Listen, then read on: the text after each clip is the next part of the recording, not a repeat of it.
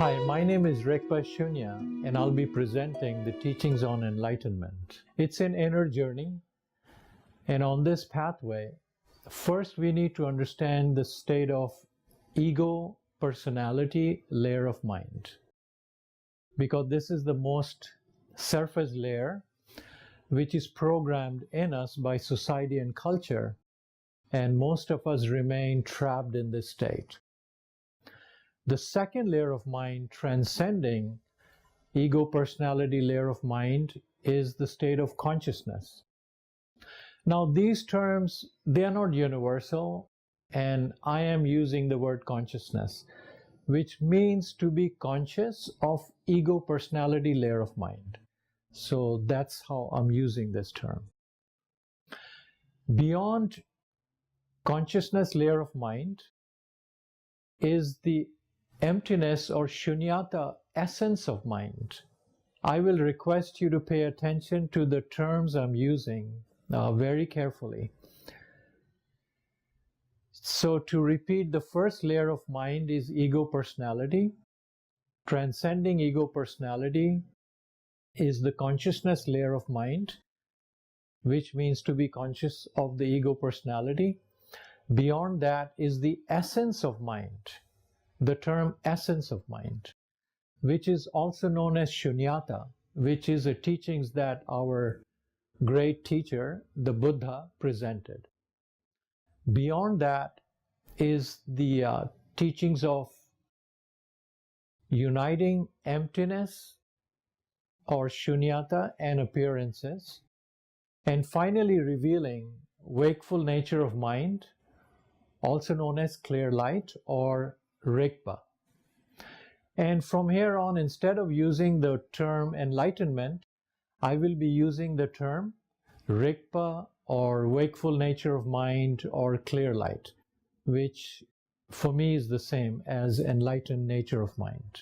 So let me explain the first layer of mind, which is ego personality, and we need to understand the content of this mind and also the practice of mindfulness, awareness, meditation, how that relates to ego personality. So let us understand the development of the first layer of mind, which I call ego personality layer of mind.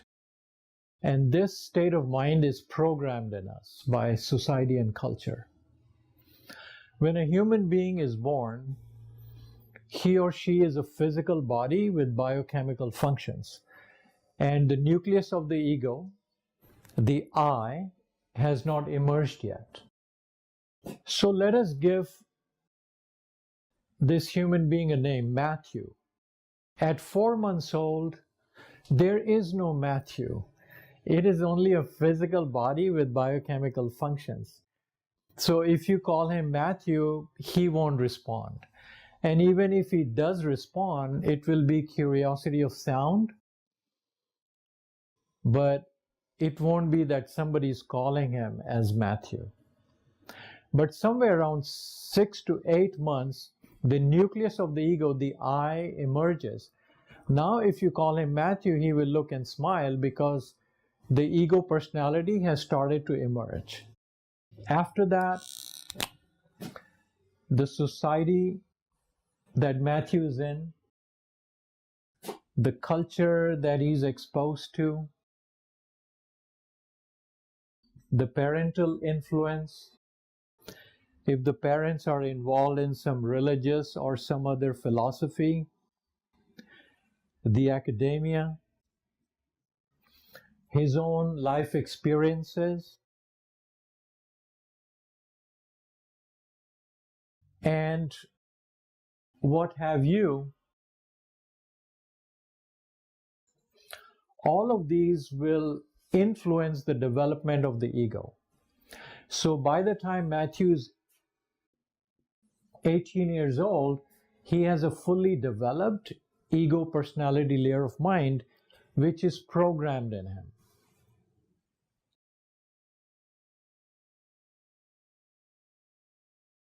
So let us understand how the practice of mindfulness, awareness, meditation applies to ego personality layer of mind. It is very important for us to question always in this whole series of teachings, who is the practitioner? So, as far as the mindfulness awareness meditation is concerned, the practitioner is ego personality layer of mind. The goal of mindfulness awareness meditation is to be in the present moment. And the reason this practice is needed, because the general tendency of the ego personality layer of mind is to get caught up in its own thoughts, feelings, and emotions, which emerge from its own ego fabric. It's like a spider getting caught up in its own web. The ego personality gets caught up in its own psychological fabric and does not live in the here and now. So the practice of mindfulness awareness meditation is for the ego personality layer of mind to train to be in the present moment. And now this practice, if you can look at this practice, it is outward bound in the sense that the focus of the ego is in the present moment, which includes being present of the breath. It's the practice that I'll be teaching. And being present of the physical body, being present of the immediate environment, and not getting caught up in the thoughts, feelings, and emotions. But you can see all of these are external. So the ego personality in itself is not being investigated. So this practice, although it will ground the ego, it will cause the ego to be centered and be in the present, but it will not take us beyond the ego to the state of consciousness. So even if the ego personality layer of mind practices mindfulness for 1,000,000 years, let's say a person could live that long, that ego personality will be very much in the present, but not going beyond its own ego fabric.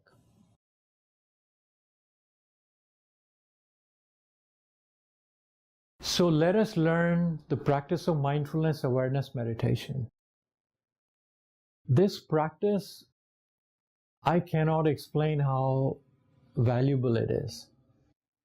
And if you gave me the whole world and the practice of mindfulness awareness meditation, I will choose mindfulness practice, because it will set up a pathway to discovering who I am. What is the point of having the whole world and not knowing who I am in my deepest essence? We are not focusing on stopping the thoughts, because some people think you can just stop the thoughts, and either they don't know enough about neuroscience or they're just projecting an unrealistic goal. Let's try to understand the thoughts. The thoughts arise in the mind on their own accord. There is a difference between indulging in the thoughts and just the mind coming up with the thought. For example, there is a sound in the environment. The sound will travel and reach the auditory canal. So the sound enters the ears. And it goes to the brain, and the brain will try to figure out this sound. Why would the brain want to figure out the sound? Because one of the key functions of the brain is to protect this organism, the human body. So the brain wants to be sure that we are free of any danger. The brain will start to scan the sound, and after scanning it, it comes up with the thought. The thought is, oh, the cat jumped on the trash again, because it was able to identify that sound. So this thought will arise because the brain wants to understand the environment.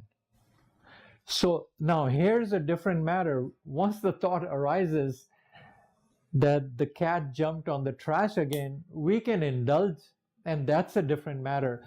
We can indulge, oh, you know, when I was 9 years old, we had this cat, and then one day she got lost, and I wonder what happened to her. So that indulgence on thoughts is a whole different matter. But to try to have a goal that the brain will not produce any thoughts, that's unrealistic. So the brain will produce thoughts. So with the thoughts, what happens is, let's say we have a thought that just arises in the mind that we had dinner with one of our friends last week.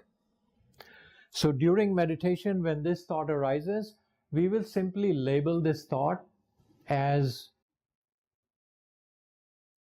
mundane. We will label this thought as mundane or just idle chatter. So the technique that we will apply during the meditation is simply to stay with the breath. So the technique is to withdraw your attention from the thought that wants to pull us and just keep it on the breath, and the thought not finding any support from us will simply fade away. So let's call this category A thoughts, which is idle chatter. Then comes category B thought. Let's say you're practicing mindfulness and a thought arises that you left the stove on, or you left the iron on, or the kids are calling. Now these are pressing matters and we need to attend to them, otherwise there will be probably some consequences that we don't want. So during the practice, then it's an opportunity to take our practice from sitting to activity.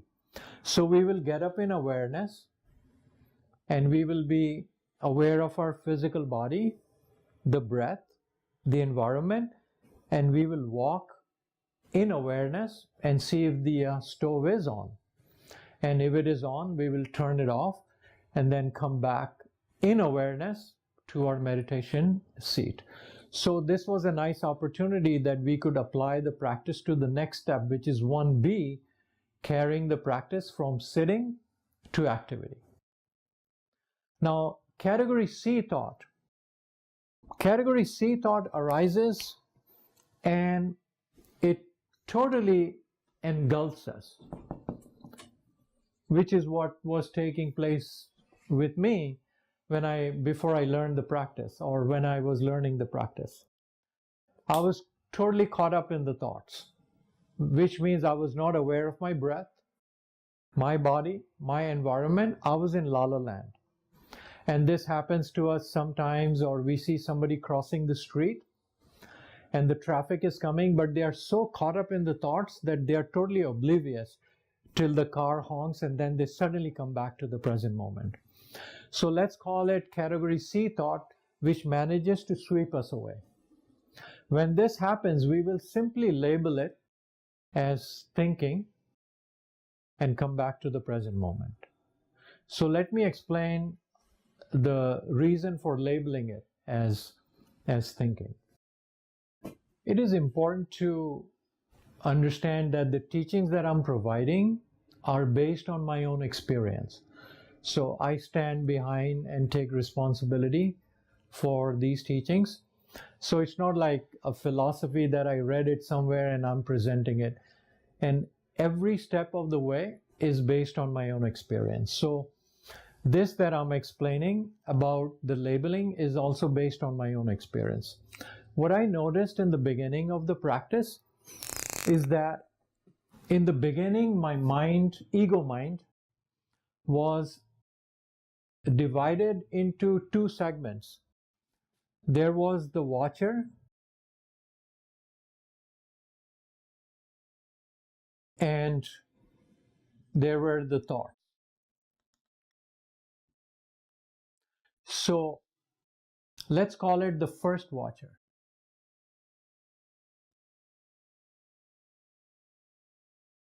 So in the segment of the mind, there were just two segments, watcher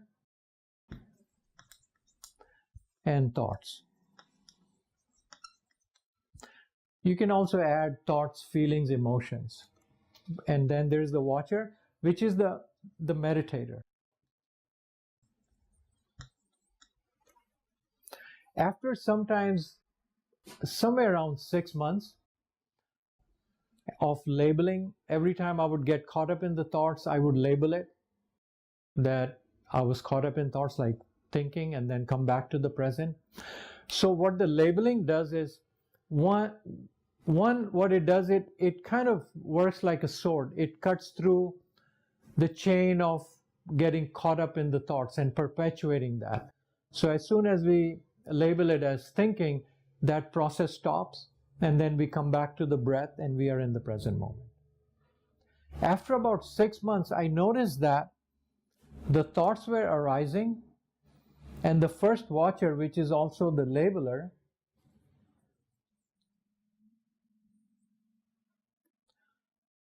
it got separated, and I was identified now. My identity moved to the second watcher. The thoughts would arise, and then the labeling would happen on its own accord.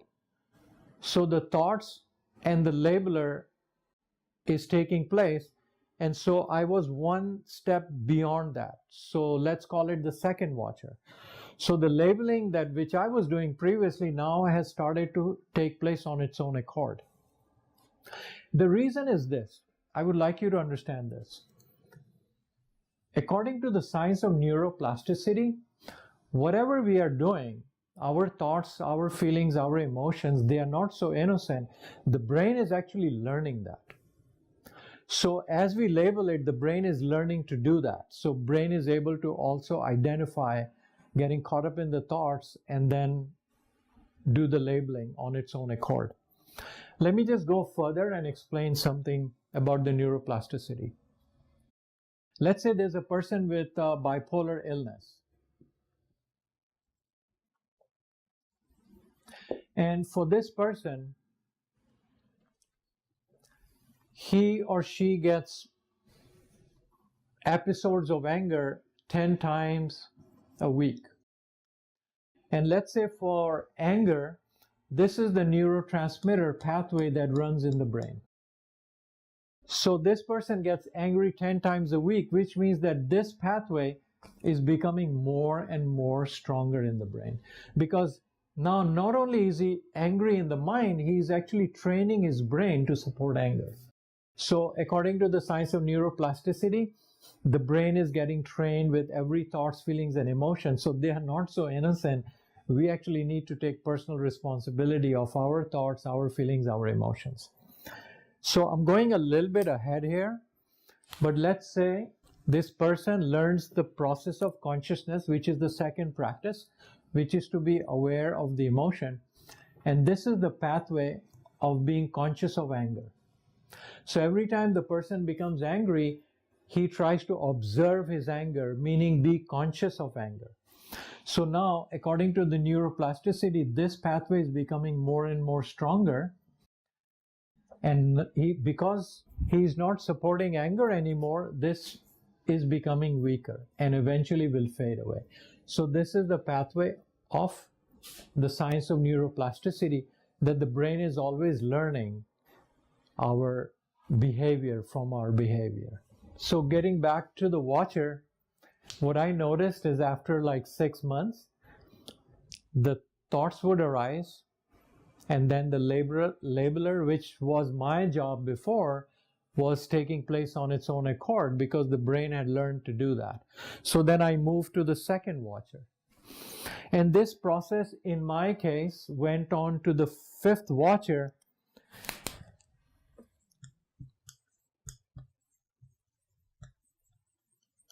And then the ego layer of the mind collapsed. So that's one way to look at the process. So before we learn the practice of mindfulness awareness meditation, let me say something about my life. So it was 1985, and I was just about to graduate with a Bachelor's of Arts in Psychology from San Francisco State University. And I received a book to write a paper. It was a world religion course. And the book was by the great meditation master, Vidyadhara Shogyam Trungpa Rinpoche. And this practice had instructions on the mindful practice. So I sat and started to practice following the instructions. And within 2 minutes or less, I was caught up in thoughts. And this was really a heartbreaking discovery, because up to that point, I was living in self-deception, that I was spiritual, I was sane, I was aware. But when within 2 minutes I was caught up in thoughts of, let's say, Switzerland, and then I came back to the present moment, and then within another minute or two, I was caught up in thoughts again. And I came to realize my state of mind, which was very, very unaware. And I would consider that as a state of loss of mental health. So my whole getting a bachelor's degree, the whole thing was a self-deception because my state of mind was very, very unaware and poor. And living in San Francisco downtown, there would always be a psychotic person on the street, pacing back and forth, talking loudly, very agitated. And so let us just create something. Let's say when we listen to him, although he's pacing on the streets of San Francisco, in his mind he's in Florida. So I questioned myself, aren't you the same as him? You're sitting in San Francisco, but your mind just went to Switzerland and Tasmania. So what's the difference between me and him? And I realized there wasn't much. The only difference was that he would be caught up in unaware state of mind and agitation for hours and would not come back to the present moment till the police would show up and take him to an inpatient unit. But in my case, I was caught up in thoughts, unaware, just like him, except I would come back to the present moment and then become unaware again and then come back. So I was fluctuating between awareness and unaware state of mind. So this was the only difference. And then I came to see my teachers. They were in the same state of mind, my other peers. So it wasn't like I was suffering from a unique condition. It was a universal condition that we were all living in that state of mind. So this practice is very, very important because it kind of clears away our self-deception that we are spiritual and we are aware and we are very sane. But the practice of sitting it's like a measurement. It's a way to find out what our state of mind is. So let me explain the practice of mindfulness. These instructions on mindfulness are brilliant, and the credit goes to the lineage of Tibetan Buddhism and the teachers like Chogyam Trungpa and practitioners before him, and all the way back to the Buddha. So it's not something that I invented, but I'm grateful that I was able to learn it. So the first important thing to learn about this practice is to sit in an upright posture. So question everything. Why sit in an upright posture? And the reason is because an upright posture supports an alert state of mind. So that's the reason to sit in an upright posture. The ego mind likes to wander into the past or the future. That is its usual mode. So the first point is we connect this mind that wants to wander to the breath. So the mind finds an anchor, which is the breath. The beauty of the breath is always an occurrence in the present moment. So once you connect the mind to the breath, it finds an anchor to the present moment. And where does the breath go? The breath always dissolves into the present moment, into the here and now. So once we connect the mind to the breath will lead the mind to the present moment. Also, we keep our eyes open because the whole practice, the goal is to be in the present moment. So all our senses are helping us be anchored in the present moment. For example, the sound. If I make a sound, this sound will help us be in the present moment. The fragrance, our sense of smell. If you light an incense and the fragrance travels, and I could say, oh, sandalwood, I wonder where's that coming from. So the sound, the smell, the touch, all of these senses help us be anchored in the present moment. Therefore, we keep our eyes open, because eyes open, they say it's one of the cardinal senses. And so all of this scenery that we see helps us anchor in the present moment. Also, this is the first practice, which is formally sitting and being in the present moment. The second step of the practice is to take your practice from your cushion and apply it in your life. For example, washing your dishes, brooming the floor, driving, listening to someone. All of these activities need eyes open. So this practice very nicely blends into the next step. So to summarize, sit in an upright posture. Be mindful of the exiting breath, and the breath will dissolve into the present moment.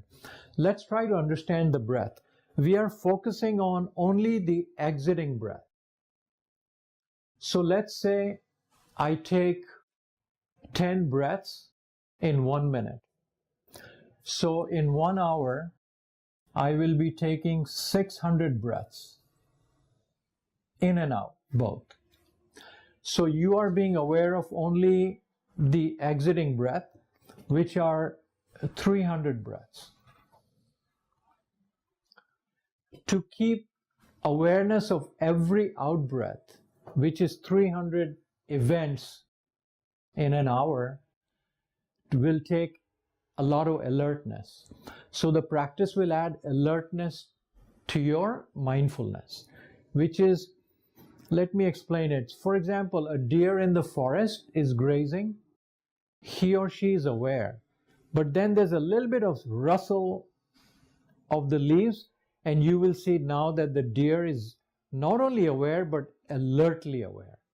So that is what the breath awareness will do. And it's a good way to measure your practice also. Let's say you miss 3 breaths. It will show you that you are not alertly present. So the reason we are focusing only on the exiting breath, for this we need to understand the difference between concentration and awareness. Concentration is a continuous process without a break, and it narrows and funnels our focus. So if I am concentrating on something, my whole attention is being narrowed, it's being funneled on my object of concentration. What we are learning is awareness. Awareness is completely the opposite. Awareness is an expanding phenomenon. So when we are practicing mindfulness awareness, we are aware of not getting caught up in the thoughts. We are aware of the physical body. We are aware of the immediate present environment. We are aware of the breath. So by focusing on only half the breath, which is the exiting breath, our practice will remain as awareness. But if we focused on both the breaths, out breath and in breath both, the practice will become concentration. So imagine if I'm focusing on out breath and in breath, and out breath and in breath, and out breath and in breath. When will I have time off to be relaxed in the present moment? I will be too much trapped and caught up in the breath. That's why you take just half the breath. It connects you to the present moment. During in-breath, there is no practice. Simply remain connected to the present moment till the next out-breath. Again, the next out-breath will renew and refresh my connection to the present moment, and I am remaining relaxed, alertly relaxed and aware in the present moment. So, if you're practicing for 1 hour, you will have half an hour time off to simply be in the present moment. And that is why half the breath is chosen, just the exiting breath. Now the question will be, why exiting breath? If we are to choose half the breath, why not in breath? You will notice from your practice, at least in the beginning, that in breath practice actually kind of fuels the ego. That's why you'll notice people, when they get upset and angry, they take in breaths. And then somebody would say, come on, relax, Matthew, let it go. And so then we take the out breath. It helps to kind of release and relax. So that's why between the two breaths, the exiting breath is chosen. Also, it's the exiting breath that will end up in the immediate present environment. The in-breath will actually end up in the lungs. So if we follow the in-breath, our attention will finally end at the lungs. That's not what we want. We want our attention to land in the immediate present environment. So that's why half the breath and exiting breath. So now let us understand the thoughts. So let me clarify a few points. We are not against the thoughts. The thoughts are a gift to us from nature, from our human evolution based on this physical body. It's a tool that is very valuable, a tool that we can use to enhance certain aspects of our life. So, for example, we can be mindful and aware, be aware of the physical body, be in the present moment, our immediate environment, not be caught up in the thoughts. And we can deliberately think, applying the thinking as a deliberate process. So then we are thinking rather than the thoughts using us. That's where the problem is. So we can think about, let's say we'll make a salad. So we can think about certain ingredients we'll use, cherry tomatoes, lettuce, broccoli, cucumber, and so forth. And we can also imagine being in the present moment, that we are driving to the store and we will purchase these things, and then we are going to prepare the salad. So we applied the thinking process, but without losing mindful awareness. So that's what I'm trying to say here, is that we are not against the thoughts. The thoughts are a gift, but we need to use the thoughts rather than the thoughts use us. Then there's the problem, because a small part of us has started to control and dominate us. The second couple of points to understand is from my own experience, and you can try it yourself. I noticed that there are few activities where it's very difficult to be mindful and aware of the exiting breath and still be involved in that activities. One is writing or reading. Because these activities take so much attention, let's say reading, that we need to read accurately. We also need to comprehend what we are reading. We need to retain it, understand it. So the demand of reading is so much that to be aware of the breath at the same time is not really possible for a good, proper reading. The other is writing, working on the computer. There are few activities where you would give up the breath awareness, and then you would simply be present, at least with your physical body and your environment, and then just be involved in those activities. With listening, we can easily be aware of the breath. So let's say somebody is speaking to me, and I'm aware of my physical body. I am aware of the breath. So in this case, my breath is really working like my brain is, my mind, ego mind is connected to the breath, and the breath is flowing towards that person, and I am listening to that person. So with every out breath, I am actually refreshing and connecting to that person what they are saying. So you can use the breath awareness while listening. Exercise is great. As you're working out, you can be using the breath awareness. So some activities are just too demanding, but in most of the activities, walking, exercising, washing your dishes, cooking your food, eating your food, all of these can be done by remaining aware of the breath. So let me summarize the practice. The goal of mindfulness awareness meditation is to be in the present moment. Who is practicing mindfulness awareness meditation? the ego personality layer of mind is practicing mindfulness awareness. Why does it need to practice? Because without practice, most of us, at least I was like that, we are caught up in the thoughts. The thoughts are leading to feelings and emotions, and we are caught up in emotions, and we are becoming more and more unaware. Because without the practice, remember, the unawareness is already practicing. So if I would not have started the practice, then I would be practicing unawareness, because that wheel of unawareness was already running in me. So in time, I would become more and more unaware. So I don't think there is a point where you could just be so still at a point that you would not either become aware or unaware. Without practice, most of us will become more and more unaware, and with practice, then we can counteract that and become more and more aware. So the ego personality layer of mind is involved in the practice because the general tendency is to be unaware. This summarize the practice. Sit in an upright posture, because an upright posture supports an alert and aware state of mind.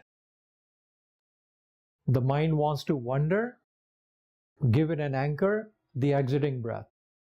Be aware of every exiting breath. Each breath is your guarantee that you're in the present moment. If you lose a breath awareness, it's because you're caught up in the thoughts, partly or fully. So be aware of the exiting breath. The breath dissolves into the immediate present moment. Your mind is in the present moment. When thoughts arise, idle chatter, ignore them, stay with the breath. When thoughts arise that are a pressing matter, like the stove is on, attend to that with awareness. And when we get caught up in the thoughts manage to sweep us away, take us into la la land. Just label it gently in your mind, thinking, and come back to the present, which initiates the watcher process, the labeling and the watcher process, which I explained. Keep your eyes open, because eyes open are helpful to anchor in the present moment. All our senses are a gift from nature to be in the present. Like the sounds of cricket. You know, if you look at it from this angle, the crickets are making their wonderful sound so that we could connect to existence. So the whole of existence really is an invitation to be in the present moment. And so is the beautiful scenery, the flowers and the birds and the mountains. So this summarizes the first part of this teachings, which is the first layer of the mind is ego personality, which is programmed in us by society and culture, and the practice that is applied, which is the mindfulness awareness practice. Next, we will look into transcending the ego personality layer of mind and realizing the state of consciousness, which is the second layer of mind.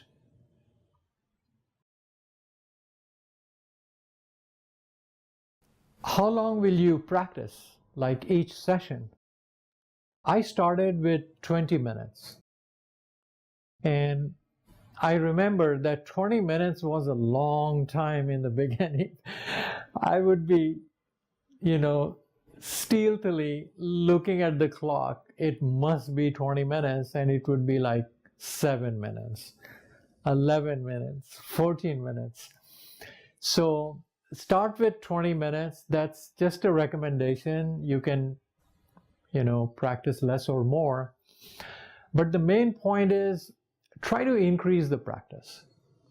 If you start with 10 minutes, bring it to 11 and 12. And then I remember living in San Francisco. There were days that I would go to the Golden Gate Park and sit for, let's sit for 45 minutes today, or hour and a half, which was a challenge. And then it got to a point after so many years, and also taking like long retreats and practicing for long time, that in India, on a different level of practice, on a much higher or transcended level, I would be sitting 6 in the evening to 5 in the morning. That was 11 hours every single day for 5 years, and then 5 years back here in Casadero. Not to say that I didn't miss a day or two or 3 here and there, but that was the usual routine. So you could see from 20 minutes sitting, which was a real challenge, to sitting almost 10-12 hours was really a great pleasure. So the practice will continue to grow in you, and allow it to do that, and continue to practice more and more and more and more. I hope this is helpful.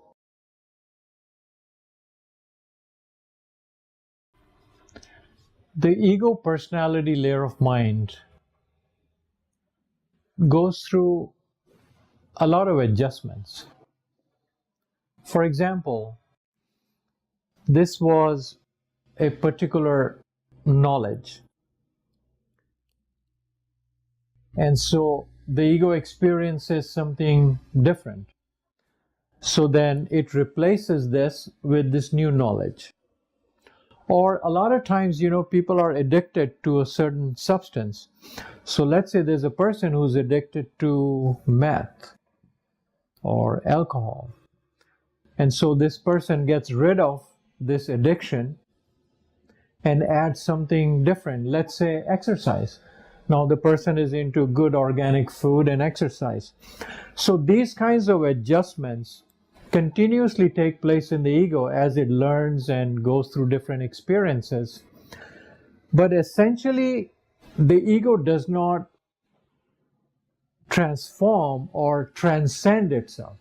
So the adjustments continue to go on. Sometimes people, they have a certain belief.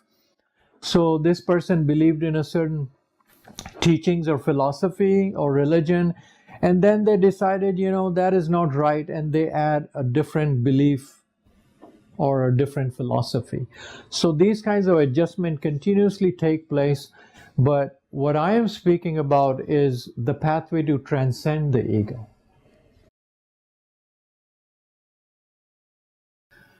Let us look at development of the ego and how we get caught up in different beliefs or different thinking patterns. So let's take a child, a human being born in, let's say, Virginia, US. And because of that programming, and as I explained in an earlier video, we have the development of ego personality layer of mind. And in this case, it's Matthew. Because he grew up in West Virginia, he has certain beliefs. But suppose when this human being was 4 months old, I would have taken this infant to Saudi Arabia. Today at age 18, there won't be any Matthew living in that same physical body. It would be a completely different person. He could say, my name is Rahim, and I am from Saudi Arabia, and these are my beliefs. So as you can see that Matthew could easily be deleted as an ego personality, and in that same physical body, we have a different person. Similarly, at 4 months old, if I would have taken this neonate, an infant, to China, today at age 18, there won't be Matthew or Rahim. There would be a completely different person living in there as psychological ego personality layer of mind. He could say, my name is Lingxing Chao. I am from Beijing, China. And he has completely different taste, different things he likes, different things he supports, different beliefs, and so forth. So in this way, the ego personality layer of mind that we get so identified with and we take on such a strong, passionate position to defend our view, is really a programming, and it can easily be replaced. And so another point to understand is a person who believes in science and considers himself to be atheist. This person who believes in science and is an atheist is also ignorant of who he or she is beyond their ego. Because science, as it is based on external knowledge, so the ego can continue to gain more and more knowledge, and so it continues to add more and more content to its ego fabric.